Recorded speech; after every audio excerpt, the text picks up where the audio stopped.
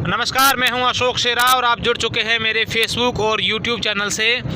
आज जो मैं आपको बाड़मेर में पंचायती राज चुनाव हो रहे हैं उसको लेकर एक ऐसी तस्वीर दिखाना चाहूँगा जिसमें एक ही परिवार के 3 सदस्य पंचायती राज चुनाव लड़ रहे हैं। जी हाँ, बिल्कुल आप ठीक सुन रहे हैं। मैं बात कर रहा हूँ बायतू पंचायत समिति की, जहाँ से बीजेपी पार्टी की ओर से तीनों प्रत्याशी हैं वो एक ही परिवार से हैं। माता पिता और उनकी बेटी तीनों प्रत्याशी बायतू पंचायत समिति के अलग अलग वार्ड से भाजपा की ओर से प्रत्याशी हैं और तीनों ही भरकस मेहनत कर रहे हैं, अपने क्षेत्रों में लगातार प्रचार के लिए जुट गए हैं। आपको बता दें कि पूर्व विधायक तग्गाराम चौधरी के बेटे हैं चेन्नाराम, वो खुद पंचायत समिति के चुनाव लड़ रहे हैं। उनकी पत्नी शिगरती देवी हैं, वो भी चुनाव लड़ रही हैं और उनकी बेटी हिमांशी चौधरी हैं, वो खुद भी चुनाव लड़ रही है। इस प्रकार से एक ही परिवार के तीनों सदस्य हैं वो चुनाव के लिए मैदान में हैं। और ख़ास बात यह है कि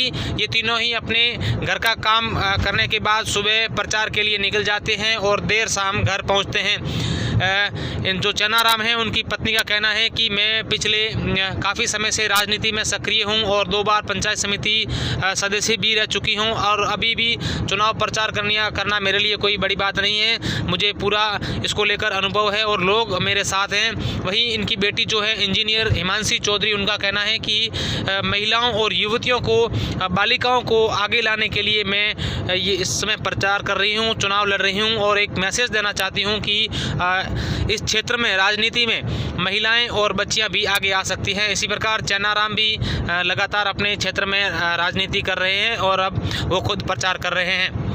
हमने इन तीनों जो बाप बेटी और माँ हैं, इन तीनों से हमने बात की है, अलग अलग इनके चुनावी मुद्दे जाने हैं और किस बातों को लेकर ये लोगों से वोट मांगते हैं और क्या इनकी प्राथमिकता रहेगी। इन सब बातों को लेकर हमने इनसे बात की, इनके हम घर पहुँचे हैं। तो आइए बात करते हैं इन तीनों से अलग अलग के क्या इनके मुद्दे हैं और किस प्रकार से ये चुनाव प्रचार कर रहे हैं और जनता इनको कितना समर्थन दे रही है। मेरे परिवार में मेरी पत्नी जो पहले 2 बार पंचायत समिति सदस्य रही हुई है और 3 बार चुनाव लड़ चुकी है। उसके अलावा मेरी बेटी जो इंजीनियर है वो भी इस बार चुनावी मैदान में है और मैं खुद भी चुनावी मैदान में हूँ। और गत 35 वर्षों से मैं राजनीति में सक्रिय रूप से काम कर रहा हूँ। मेरे स्वर्गीय पिताजी तग्गाराम जी चौधरी पहले विधायक रह चुके हैं, 32 साल तक बायतू पंचायत समिति के प्रधान भी रह चुके हैं। तो मेरी यही ख्वाहिश है, मेरी मदर सरपंच है अभी गौरी देवी जी, कि यही मैं जो तग्गाराम जी के समय में इस क्षेत्र का विकास हुआ था या इस गांव का विकास हुआ था, वही मेरी मंशा है कि मैं पुनः मेरे परिवार के अंदर वो प्रधान के रूप में चुना जाऊं या चुने जाएं मेरे परिवार के सदस्य और इस क्षेत्र का मैं विकास कर सकूं। यही मेरी मंशा है और मेरी दूसरी कोई मंशा नहीं है। तौर पर मुद्दे इसमें बहुत सारे रहते हैं साहब। जिस तरीके से कांग्रेस की सरकार है पिछले 2.25 साल से राजस्थान में, तो इस सरकार ने एक भी काम ऐसा नहीं किया जो कांग्रेस लोगों के सामने लेके जाए। उसकी जगह हमारे जैसे केंद्र में माननीय नरेंद्र मोदी जी के नेतृत्व जो सरकार चल रही है केंद्र में, वो जिस तरीके से किसानों के हित में जैसे पानी की योजना भी लेके आई, हर घर को पानी पहुँचाना नल से, जिस तरीके से लाइट की व्यवस्था हर घर को की, तो ये सारी योजनाएं हैं जो हम लेके लोगों के सामने जा रहे हैं कि केंद्र सरकार नरेंद्र मोदी जी के नेतृत्व में भारतीय जनता पार्टी जो कार्य कर रही है, निश्चित तौर पर वो सबके लिए बहुत ही अच्छे कार्य हैं और उसकी जगह कांग्रेस के पास कहने के लिए, करने के लिए कुछ भी नहीं है। यही हमारे मेन मुद्दे हैं सर। मुद्दों तो वही है भाई, कांग्रेस राजनीति कहीं करा हो कौन आज बीजेपी के प्रधान आज तक बने ही नहीं है।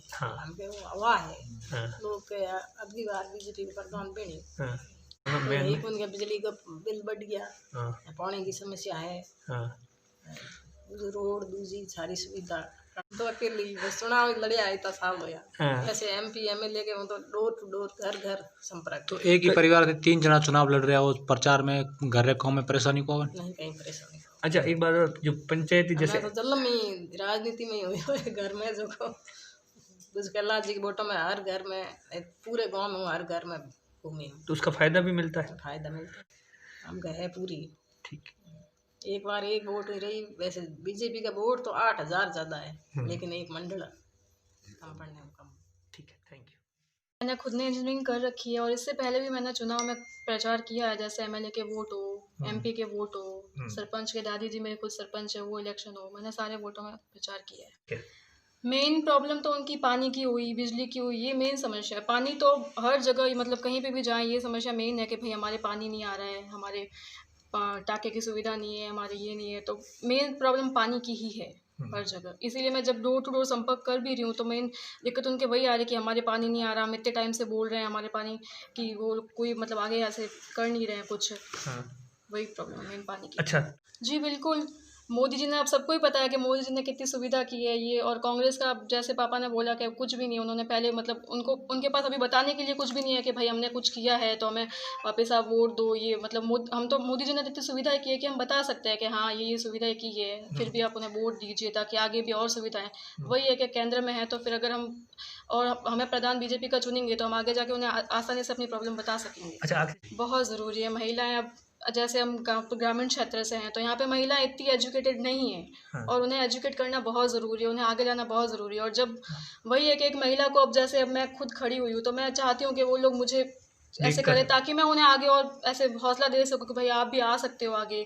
तो एजुकेशन तो बहुत ज़रूरी है और महिलाओं को आगे लाना बहुत ज़रूरी है।